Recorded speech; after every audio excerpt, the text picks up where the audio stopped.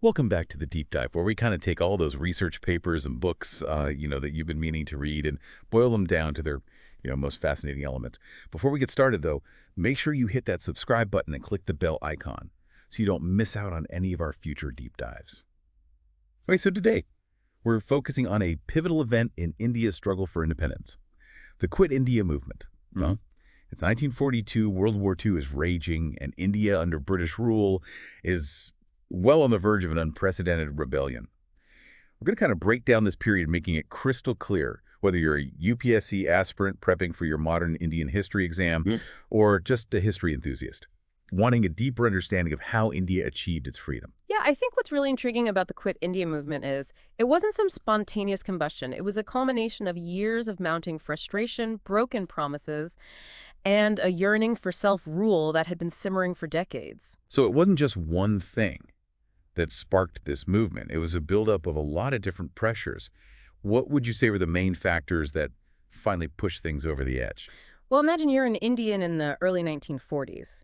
You've been told self-governance is on the horizon. But the British keep delaying it. The Cripps mission, sent to negotiate India's role in the war effort, ends up being a huge disappointment. It becomes clear the British aren't truly committed to giving up control, even though India is playing a crucial role in the Allied war effort. And on top of that, World War II is taking a huge toll on everyday life in India. Absolutely. There are shortages of essential goods. Prices are skyrocketing. And then you have the Bengal famine of 1943, a devastating tragedy exacerbated by wartime policies. These hardships stoke resentment toward the British, who many felt were prioritizing their own interests over the welfare of the Indian people. Right. It's not just about political freedom at this point, it's about survival. And then you have Gandhi stepping onto the scene with his powerful do-or-die call to action. That really captured the intensity of the moment, didn't it? Was Gandhi advocating for violence with this slogan? That's a question historians still debate. On the surface, do or die sounds incredibly forceful, almost like a call to arms. But to understand its full meaning, you have to look beyond the surface. Gandhi was urging Indians to be fearless, to be willing to sacrifice everything for their freedom. But his emphasis was always on satya, truth, and ahimsa, nonviolence, as the path to liberation. So he was asking for complete commitment, for people to be prepared to face any consequence, but not necessarily through violent means. Exactly, and that's where things get even more fascinating. The British, perhaps misunderstanding the depth of this commitment, decided to crack down hard. It's August 8th, 1942, and the All India Congress Committee meets in Bombay. They pass the Quit India resolution demanding an end to British rule, and the British government's immediate response is to arrest all the prominent Congress leaders. Gandhi, Nehru, Azad, all behind bars. I imagine that had the opposite effect of what the British were hoping for. Absolutely. Arresting the leaders didn't quell the movement, it fueled it. The Quit India movement took on a life of its own, becoming far more decentralized and in some ways more radical than previous movements. So it's not just another satyagraha, another campaign of civil disobedience. Something fundamentally shifts here, right? Precisely. This time with leadership imprisoned, the movement goes underground. You see the rise of remarkable figures like Jayaprakash, Narayan Ramanohar Lohia, and Aruna Asaf Ali, who take the reins. They operate in secrecy, organizing protests, printing and distributing pamphlets, and in some regions, even establishing parallel governments. Parallel governments. That's a new one. Can you tell us more about that? It's an incredible testament to the organizational power of the movement. In places like Balia, Tamluk, and Satara, local leaders essentially took over administrative functions. They collected taxes, settled disputes, even provided relief during natural disasters. They were, in effect, practicing self-rule in defiance of the British Raj. It's mind-blowing to imagine that level of organization happening under the very noses of the British. Yeah. And it wasn't just seasoned politicians involved, right? Not at all. The Quit India movement was a truly mass movement. Students, peasants, workers, tribal communities, people from all walks of life joined the struggle.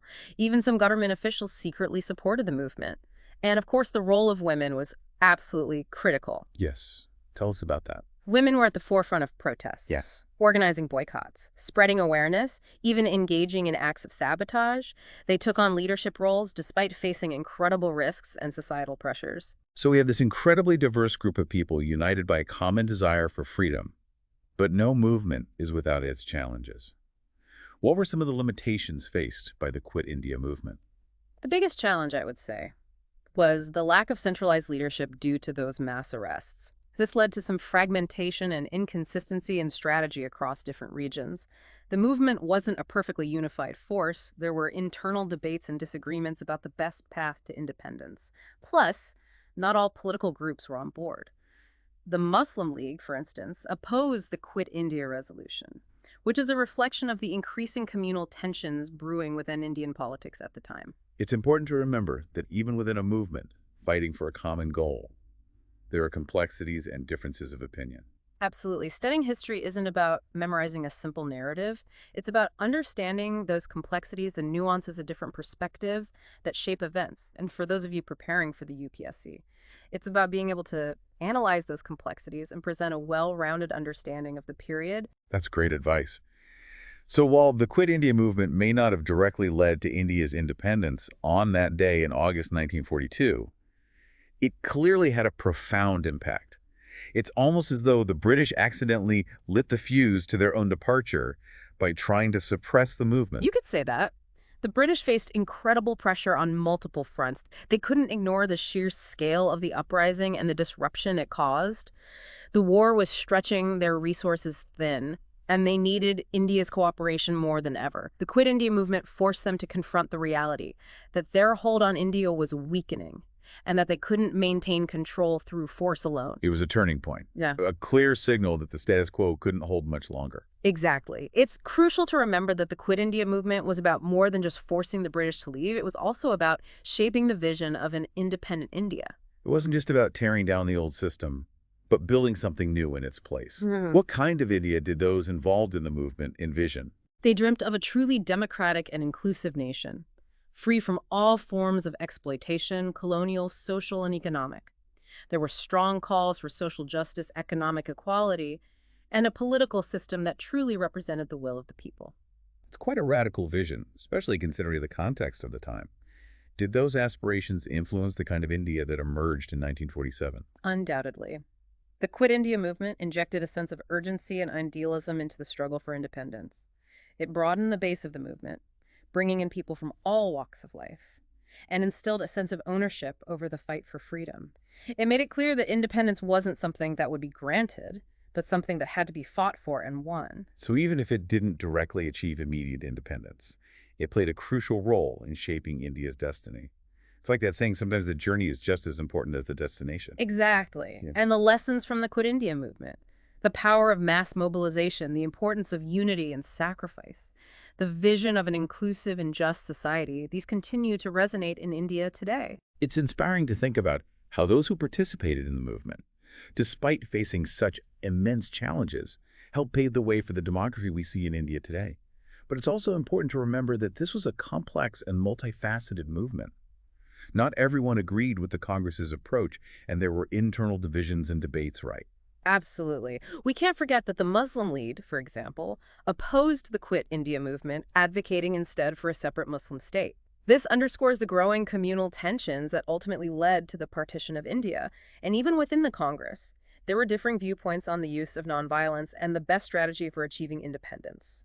So even within the movement itself, there were strategic debates and ideological differences. This wasn't just a monolithic force with everyone marching in lockstep. Precisely. And that's what makes studying history so fascinating. It's not just about memorizing dates and names. It's about understanding the complexities, the nuances, the different perspectives that shaped events and ultimately led to the world we live in today. Speaking of understanding, let's take a moment to address our UPSC aspirants directly.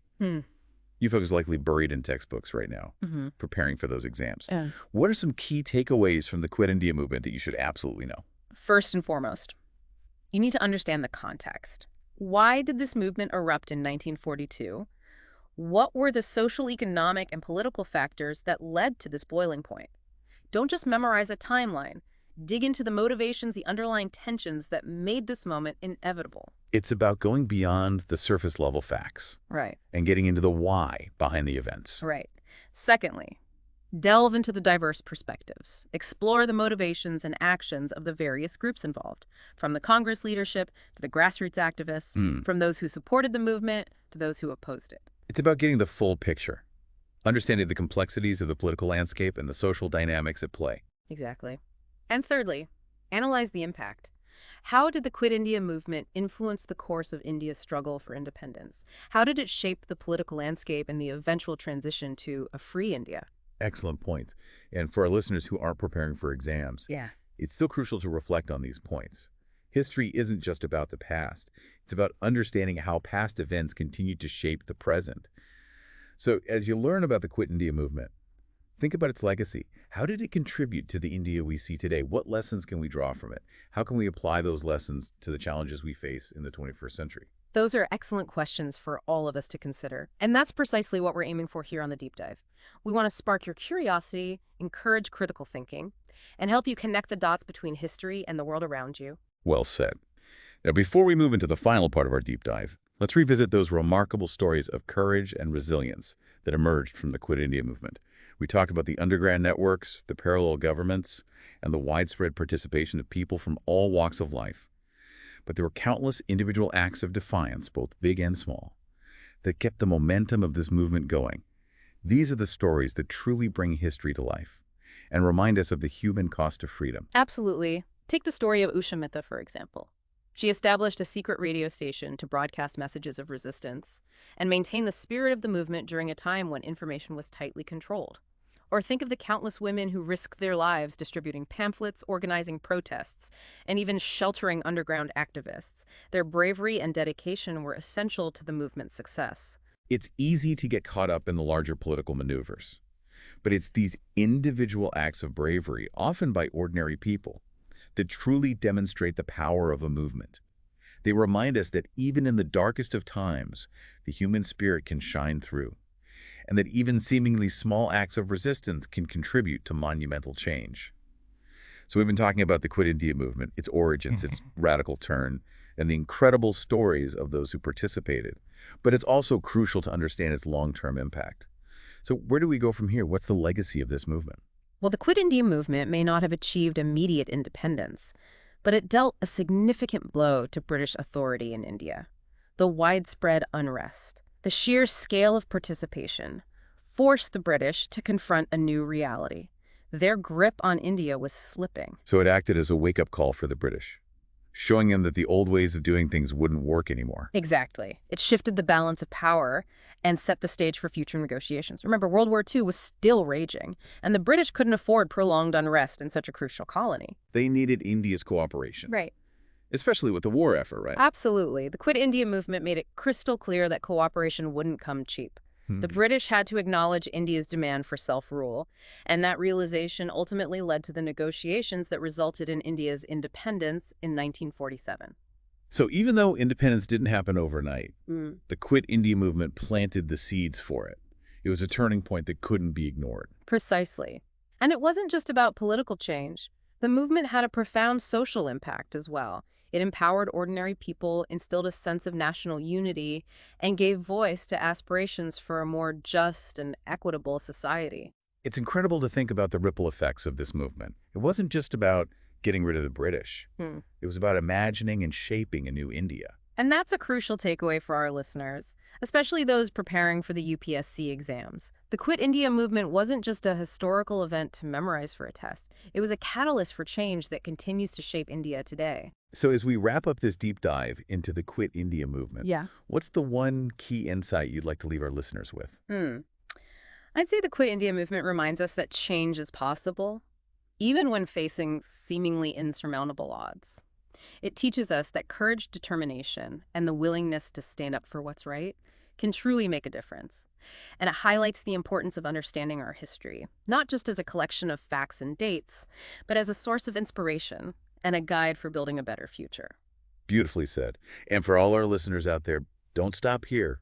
Keep exploring, keep questioning, and keep diving deep into the stories that have shaped our world. And if you enjoyed this deep dive, don't forget to like, subscribe, and hit that notification bell for more fascinating journeys into the past. Until next time, happy exploring.